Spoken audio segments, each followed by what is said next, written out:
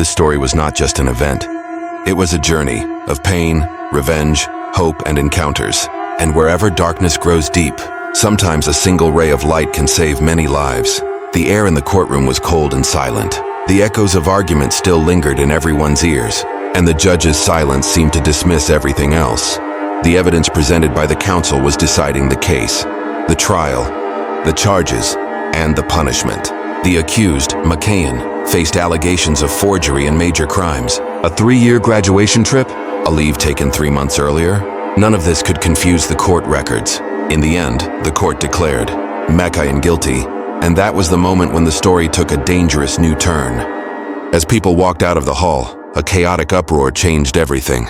Suddenly, a blast shook the courtroom. Screams erupted and smoke filled the air.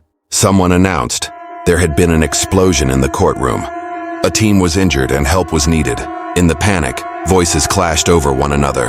"Help! Police!" "Don't go outside." Dong's name was heard repeatedly. He, who had once left the police service, was now again at the center of the incident. He fulfilled his duty and tried bravely to bring the chaos under control. But the truth lay elsewhere. This was not just an explosion. It was part of a larger plan: hostages, kidnapping, and then a human trafficking conspiracy. Within hours, news spread that McQueen had been killed, and a member of the special forces was being blamed for his death. A failed operation had cost dearly. Among the crowd, anger, outrage, and slander flared together. People shouted, "Traitor! Kill him!" Meanwhile, a father was fighting with the last of his strength. His world had collapsed when he was told that his daughter's body had been found. His tears, helplessness, and storm-like words spilled out again and again. But some things were unusual. The girl whose identity was shown to him was not his daughter. The passport, belongings, and everything matched. Yet the fingers, the violin-playing habits, none of it was right. The father's heart shook. He set out to find his daughter. Dragon King Kingong, Jakun.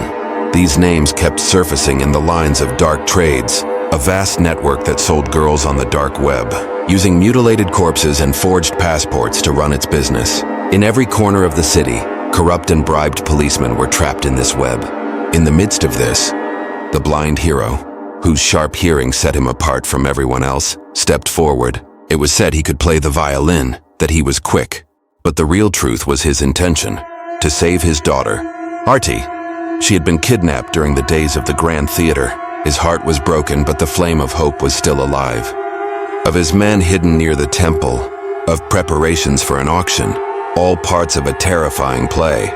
An auction where girls were priced and sold, and buyers joined online too. In the middle of this chaos came another shocking report. Dragon King had been killed, and suddenly everything changed. His death sent tremors through the trade, raising new challenges for Jakun. The blind man and Sheena, who had just come out of prison, began working together.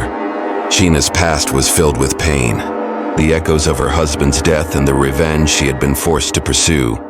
She was still burning in that fire. The blind man's wit and Sheena's fiery spirit combined into a plan. Together they decided to search for Artie. The underworld was deadly. In the auction hall, the blind man and a mad girl were attacked. The scene turned bloody.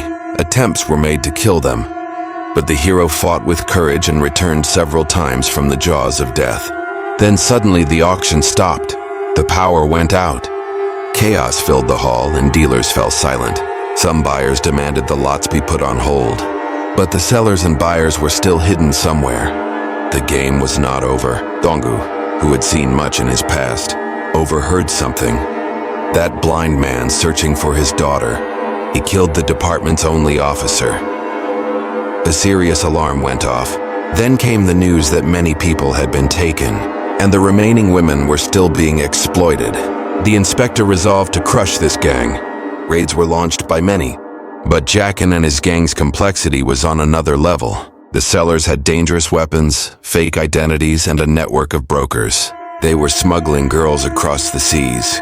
The climax of the story came when Artie was found hanging from a rooftop, just as someone had threatened. Her breath was being choked, and a bomb was strapped to her pulse.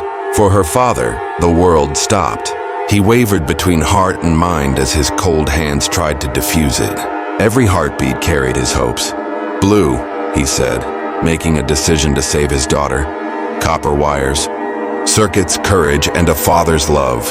Calmly, he examined the wires amid hundreds of doubts.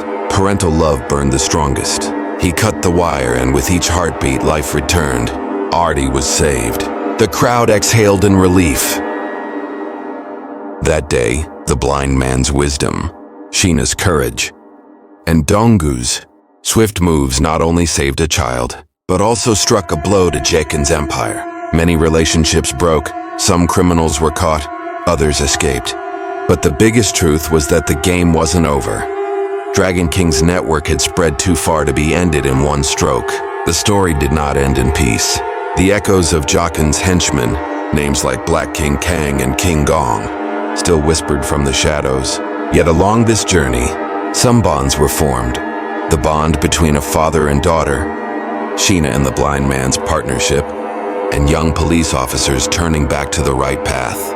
In the end, the inspector promised that the case would be reopened, and maybe this time, the sun of justice would shine brighter. Dongu declared he would take responsibility, and though the city's heartbeat lightened, it never stopped. This story was not just an event. It was a journey of pain, revenge, hope, and encounters.